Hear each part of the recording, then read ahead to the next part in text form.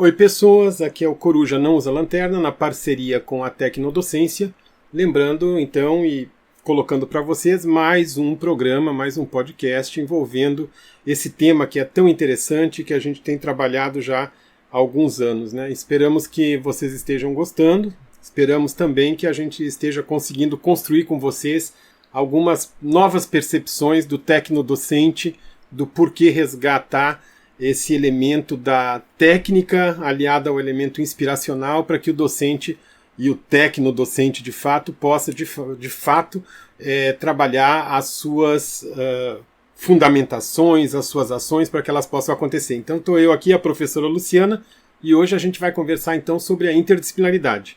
É isso, pessoal. Espero que estejam todos bem e vamos aí falar um pouquinho sobre essa problemática que envolve a interdisciplinaridade. Tudo nasceu não necessariamente interdisciplinar, né? Mas o problema que trouxe a vertente interdisciplinar veio do século XIX, quando nós trabalhamos com o positivismo de Comte e houve uma enorme fragmentação dos saberes. Então, naquela época, era muito interessante ter especialistas em suas diversas áreas. Especialistas na física, na química, em outras áreas do conhecimento. Essa disciplinarização, né, trouxe um elemento de classificação das ciências de acordo com a natureza dos fenômenos. Então a gente podia ver aí a física com bastante destaque, né, separada da química, separada da biologia, né, e a gente coloca mais os elementos científicos porque eram estes que se sobressaíam naquela época. Eles estavam classificados de acordo com a sua generalidade. Então, de que forma eles podiam generalizar um determinado fenômeno, com a sua independência uns dos outros. Era importante que cada especialista trabalhasse no seu devido lugar, no seu espaço, e de acordo também com a complexidade. Então, existiam algumas ciências que eram compreendidas como mais complexas e outras menos complexas. Elas eram, então, singulares, né, dentre as outras, e se distinguiam e se firmavam como disciplina especialista do conhecimento. A formação do conhecimento científico, então, ela acontecia a partir de territórios distintos. Então, não havia uma mescla, nem havia uma área querendo se envolver com a outra. Então, isso que caracteriza a disciplinarização dos saberes. Eu acho que quando a gente pensa em termos assim políticos, né, a sociedade toda, né, vem se construindo com essa fragmentação, né, quer dizer, a separação dos territórios. O fulano é dono de um terreno, aí demarca o terreno com a sua cerca.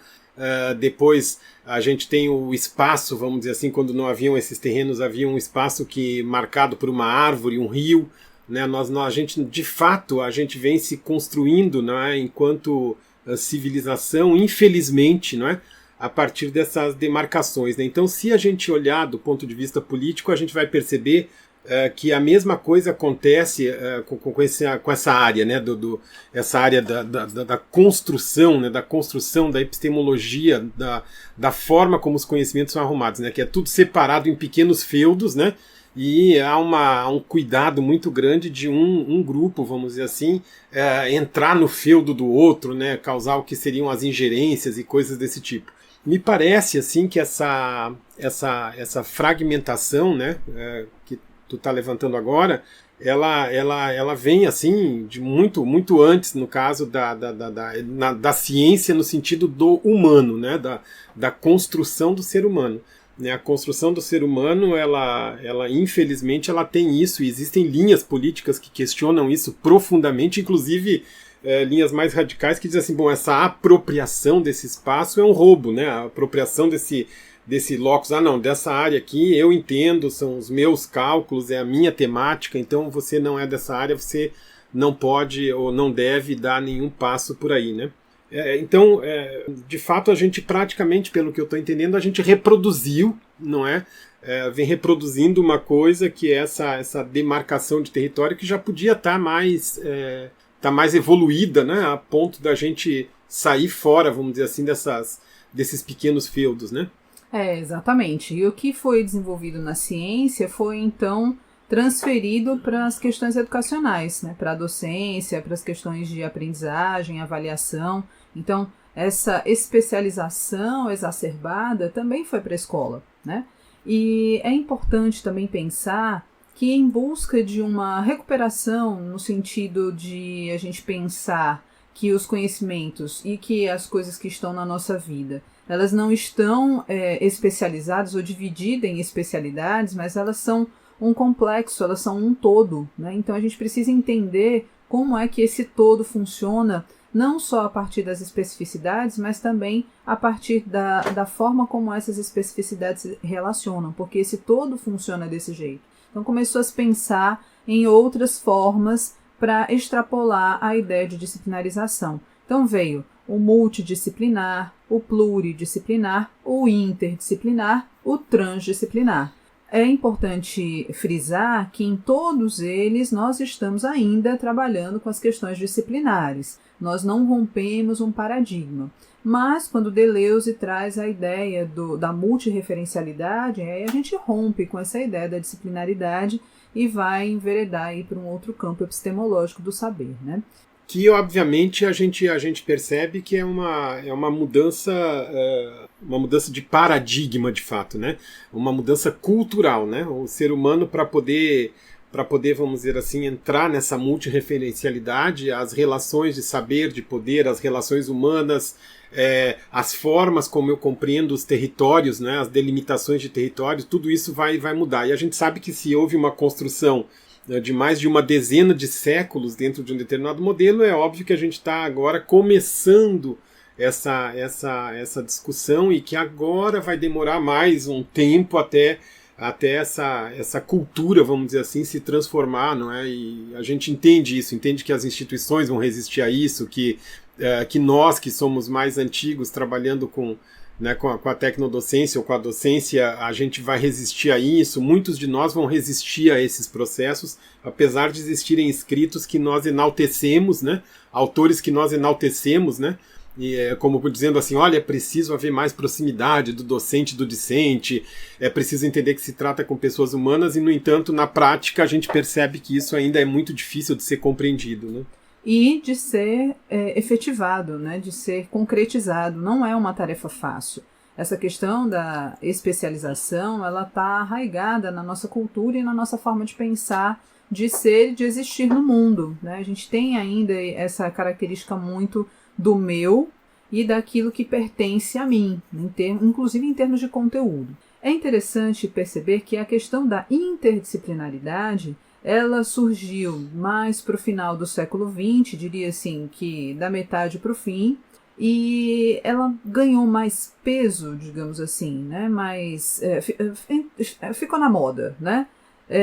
Mais ou menos no final do século XX e início do século XXI. Então, na primeira década do século XXI, todo mundo falava em interdisciplinaridade e queria fazer um trabalho interdisciplinar e, o mais importante, achava que estava fazendo um trabalho interdisciplinar quando na realidade não estava fazendo. A gente tem que tomar muito cuidado, porque se confunde muito a multidisciplinaridade com a interdisciplinaridade. Para que a gente possa entender a diferença entre elas, é importante que a gente entenda o significado do interdisciplinar. E eu trouxe aqui uma definição de Japiaçu, que é um filósofo brasileiro, maranhense, que pensou sobre a interdisciplinaridade, fez a interdisciplinaridade acontecer do ponto de vista filosófico e criticou a interdisciplinaridade, o que eu acho assim, mais importante. Mas Japiaçu definiu essa interdisciplinaridade como sendo uma abordagem epistemológica do conhecimento em que as áreas específicas elas entram em contato, sem uma pretensão de que elas realizem sínteses desses saberes que estão envolvidos, mas com uma interação harmoniosa, por meio de diálogo, de intercâmbio desses saberes, com uma aprendizagem mútua de quem participa desse processo interdisciplinar. Então a gente pode dizer que a interdisciplinaridade tem 6 elementos básicos que a gente vai elencar daqui a pouquinho.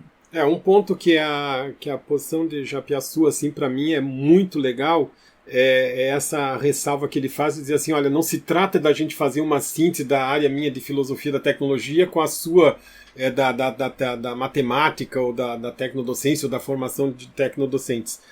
por que não, né? Porque quando é ingênuo você pensar que quando você faz uma síntese, essa síntese ela está isenta de relações de poder, né? É uma ingenuidade achar que tem uma tese, antítese, a síntese, então que maravilha, né? A gente conseguiu chegar a algum lugar. A gente vai chegar a algum lugar que provavelmente é o lugar daquele mais poderoso, né? Ou o dono da tese, ou o dono da antítese. Então, o fato de você ter uma síntese, né, é extremamente perigoso, né, do meu ponto de vista, e reforça, né, a relação dos poderosos, ou então reforça o interesse de alguns sobre outros. E na medida em que isso ocorre, a possibilidade de você trabalhar a interdisciplinaridade diminui consideravelmente, porque, então a minha área é menos importante que a sua, então quer dizer que vai ter divisões de tempo, vai fazer aquele esquema do GeoGrau, né? Um fala um pouco, outro fala outro pouco, quer dizer, essas misturas que nem você falou antes. Então eu acho assim que essa ideia do Japyasu de chegar e dizer assim, olha, não se trata de fazer uma síntese de duas coisas, não é isso, né? Isso é muito importante, inclusive do ponto de vista político, né?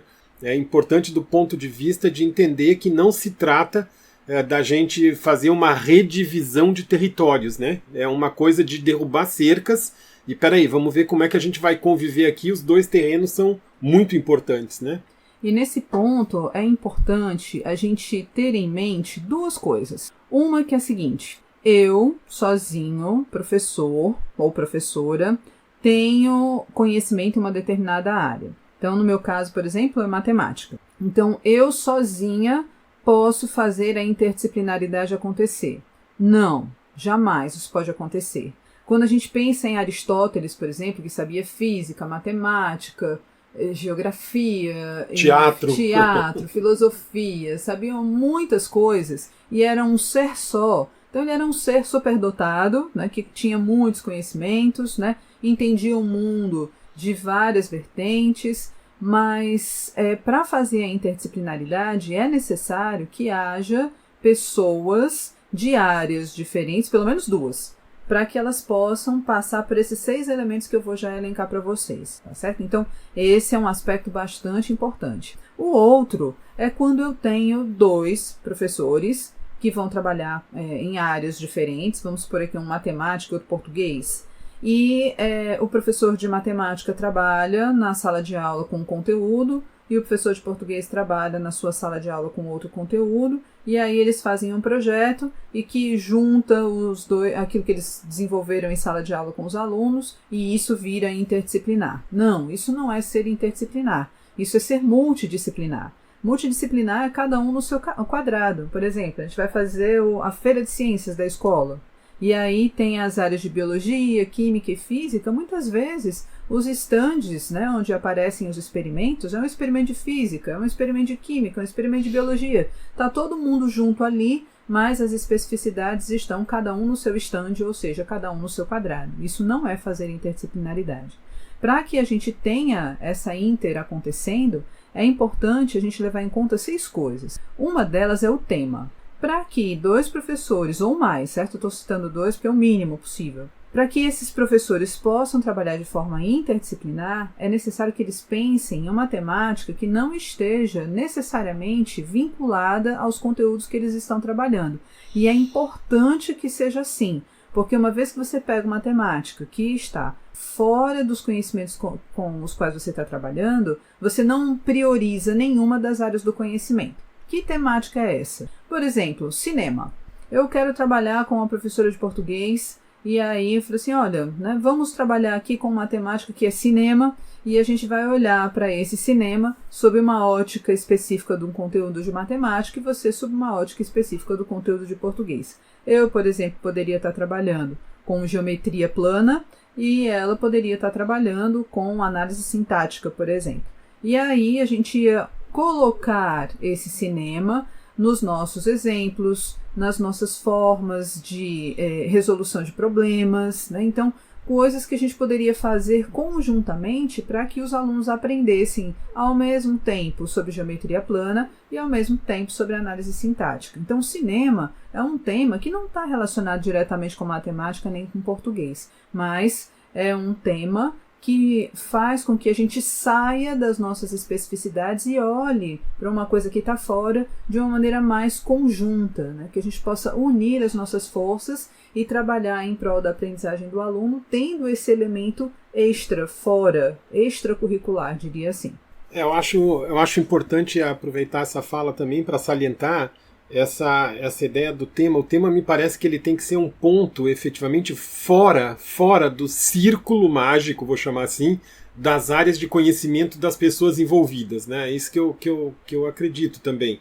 Porque se você, como matemática, eu chegar e disser assim, eu consigo explicar essa coisa do cinema sem precisar de nenhuma outra área do conhecimento, aí acabou, não vai ter como realizar o processo interdisciplinar, né? Quer dizer, você tem que abrir mão dessa vontade de querer explicar tudo, né? O universo pode ser explicado pela física.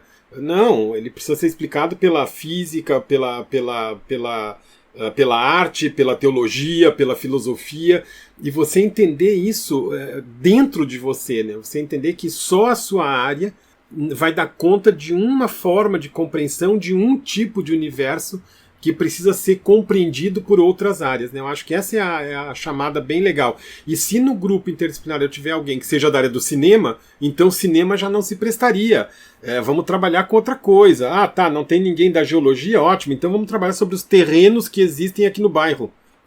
Né? Eu entendo isso, né? Quer dizer, você tem que botar o ponto de convergência, ele tem que ficar fora das especialidades envolvidas no processo interdisciplinar. Perfeito, você lembrou super bem, porque essa questão do cinema, por exemplo, ele só se presta para conteúdos que não são das áreas de cinema, né? Então, isso precisa ficar bem claro. Então, se eu for trabalhar com matemática e português, eu não poderia estar trabalhando com o tema números, não poderia estar trabalhando com o tema poesia, por exemplo. A gente tem que fugir das áreas específicas do conhecimento para não privilegiar nenhuma dessas áreas e mostrar para os alunos, né, e fazer com que eles vivenciem esse conhecimento daquilo que está fora das áreas, mostrando para eles que eles podem ter essas áreas dentro desse tema que a gente está colocando fora dessas áreas. Então é importante que eles percebam e vivenciem esse elemento. Um segundo ponto são os conteúdos específicos. Gente, a gente está trabalhando com interdisciplinaridade.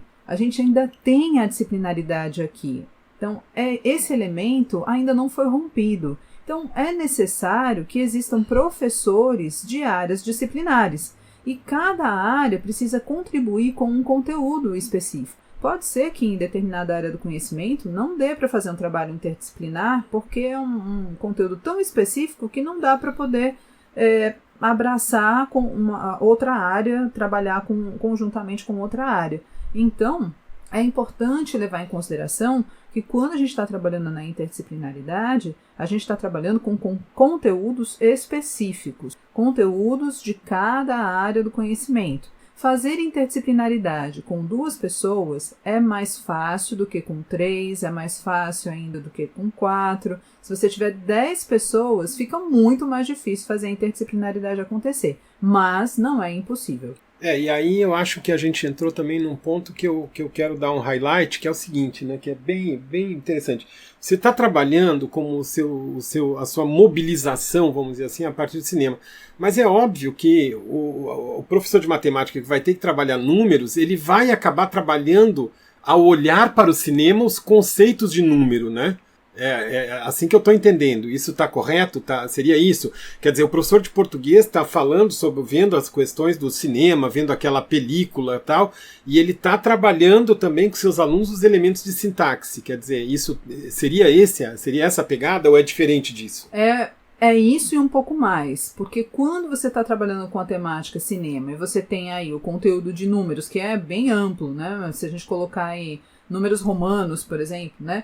E a análise sintática, e a gente pode estar olhando para as questões de classificação de verbo, você pode juntar essas 2 coisas para olhar para o cinema. Então, de repente, você pode pegar a fala de um trecho de um filme que você acha que é relevante e mostrar que tipo de numeração é utilizada naquele trecho e de que forma nesse trecho podem ser, como é que se diz? Analisados os verbos que estão ali, entendeu? Talvez essa conexão entre números e verbos não seja muito interessante, mas se você trabalhar, por exemplo, com estatística, fica bem interessante. Você pode olhar para a frequência absoluta e relativa, né, calcular quantos verbos existem naquele trecho. E aí classificar quantos verbos transitivos, quantos verbos intransitivos, quantos verbos transitivos diretos, indiretos, coisas desse tipo que estão vinculadas à questão da análise sintática, né? E, ao mesmo tempo, você está calculando a frequência absoluta, que é você contabilizar isso, a frequência relativa, que é você colocar em porcentagem, e aí você poder comparar, construir tabelas, construir gráficos. Então, ao mesmo tempo que você está trabalhando matemática, você também está trabalhando português. E é nesse contexto, nesse formato, que a gente consegue fazer a integração das áreas específicas acontecer.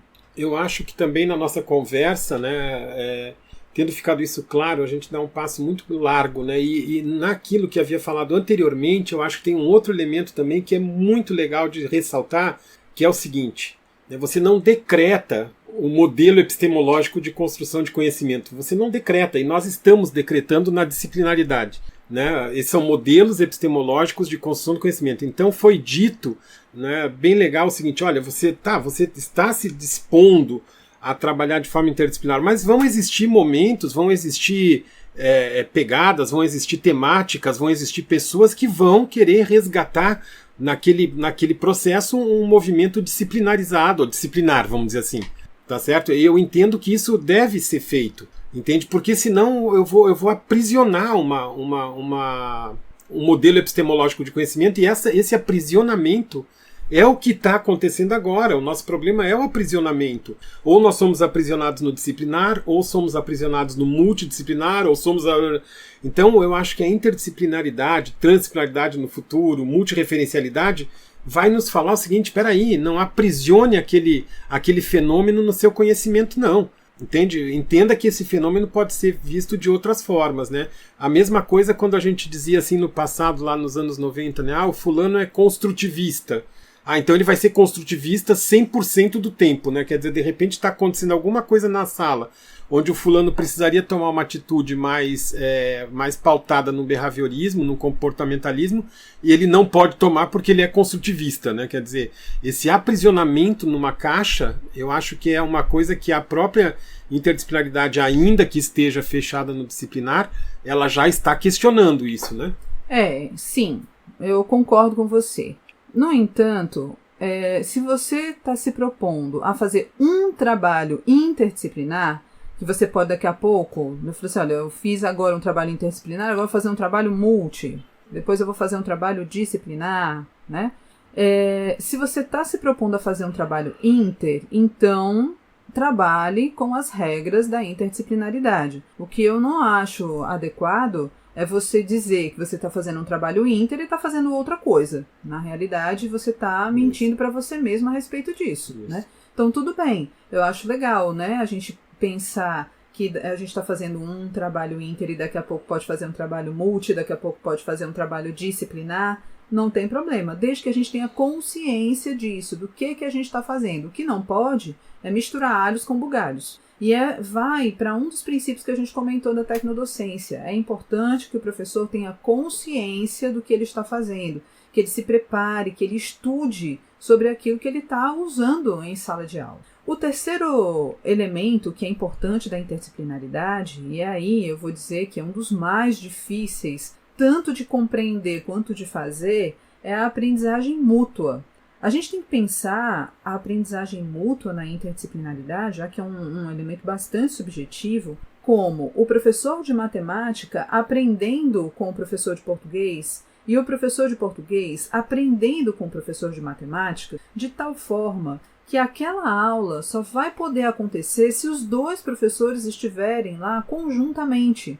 Se eles pegarem aquele trecho do filme e só conseguirem falar sobre aquele trecho do filme, de forma que ele consiga mostrar a matemática e o português, um dependendo do outro.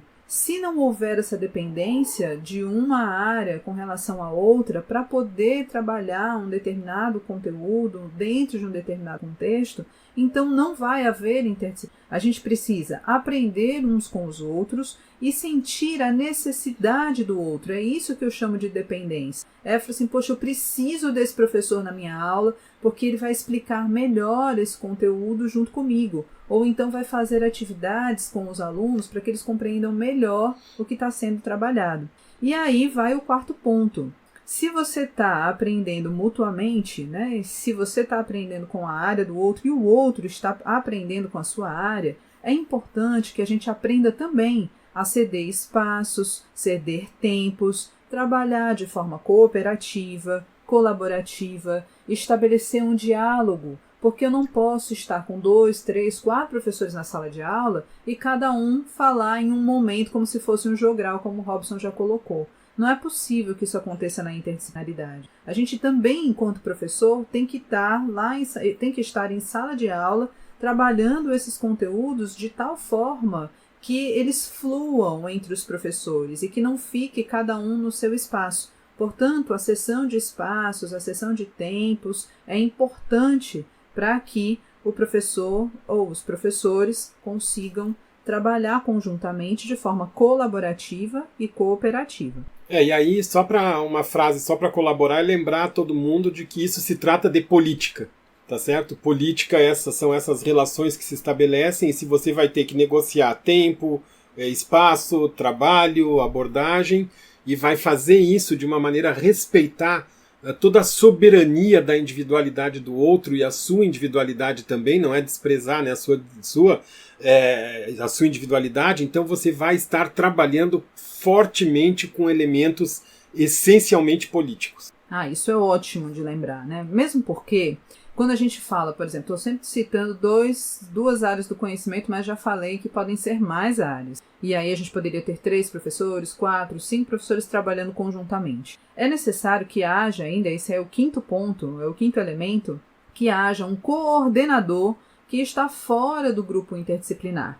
Esse coordenador, ele vai observar esse grupo e vai poder ajudar nas mediações das pessoas que estão interagindo no grupo. A gente sabe que trabalho em grupo não é uma tarefa fácil. Tem grupo que funciona bem, tem grupo que não funciona tão bem assim. Existem conflitos que precisam ser ali trabalhados, né, para que essa aprendizagem ela aconteça. A gente sabe que a aprendizagem é um processo de equilibração e desequilibração. Então, se há no processo de aprendizagem daquele grupo desequilíbrios, esse coordenador vai estar lá para ajudar aquele grupo a se reequilibrar novamente, tá certo? Então, tem essa figura do coordenador, ela é muito importante, que não tem, por exemplo, na multidisciplinaridade, mas a interdisciplinaridade precisa ter essa pessoa que está fora desse grupo para ajudar no processo. Além disso, e por fim, o sexto elemento, a gente tem a necessidade na interdisciplinaridade de desenvolver um produto final. Esse produto final pode ser qualquer coisa. Os alunos podem desenvolver um texto, né, juntando aí matemática com português, já que eu estou dando esse exemplo mesmo, né? Eles podem montar um site, eles podem fazer um blog, podem abrir uma página no Facebook, um espaço no Instagram, um canal no YouTube, mas que eles possam mostrar o que eles construíram com esses conhecimentos, né, de uma forma que a gente consiga ver ainda as áreas do conhecimento ali presentes. Então a gente consiga ver a matemática e o português coexistindo. A gente precisa ainda ver nesse produto as especificidades, né, o que é de cada área, mas ao mesmo tempo a gente vê esse produto como um todo, né, um produto que seja aí uma coisa conjunta entre as áreas do conhecimento que estão envolvidas. E só para mesmo fechar, a pergunta seria a seguinte: existe a possibilidade de eu praticar interdisciplinaridade num grupo com pessoas e tal, sem ter esse produto? Ou precisa de fato do produto? Precisa de fato de um produto. Por quê? É necessário. Porque quando a gente tem esse produto na finalização do processo, a gente consegue observar, verificar, sentir na vivência que a interdisciplinaridade teve frutos. Se teve frutos, esse fruto precisa também ser interdisciplinar. Então, esse é o motivo pelo qual a gente precisa ter esse produto ao final. Pronto, que daí no caso vai consolidar, né? Vai consolidar a visão sobre aquela coisa do cinema que a gente tinha falado antes, e vai consolidar, vamos dizer assim, o trabalho sobre os números, o trabalho sobre as sintaxes, os verbos e tudo mais, e ainda, vamos dizer assim, a gente vai ter uma chance, vamos dizer assim, então, de compartilhar, né? Eu acho que interdisciplinar, eu acho que pede esse compartilhamento, né? Me parece que lá no Japiaçu, não é? Essa coisa desse compartilhamento com outras pessoas que nem são necessariamente do grupo de novo, não é? Uma fundamentação política da opção pelo caminho interdisciplinar, né? Nesse sentido, né, a gente precisa ver como é que está a visão dos alunos em relação àquilo que eles aprenderam, para saber se, de fato, eles estão tendo uma visão holística do mundo ou se ainda estão com uma visão bastante especialista. Então, é importante a gente trabalhar com esse produto também nesse sentido, de fazer com que os professores aprendam a aprender mutuamente e os alunos também, que eles aprendam a olhar para esse mundo de uma forma mais, digamos assim, comunicada entre as áreas, né? De uma forma mais interconectada integrada entre essas áreas, isso mesmo. Ok, então. É a mensagem para esse podcast de hoje. A gente está trabalhando então com vocês, trabalhou com vocês um pouquinho, né, dessa coisa da interdisciplinaridade, e nós esperamos que vocês tenham gostado e que isso tenha suscitado novas reflexões, novos pensamentos. Pessoal, até o próximo programa. Então, lembrem de deixar os comentários aí pra gente, tá bom? Foi muito bom estar com vocês aqui nesse momento. Eu espero também que vocês tenham aprendido algo, e se tiverem dúvidas, lembra de trazer pra gente, que a gente está aqui à disposição para ajudar vocês. Até a próxima. Até lá.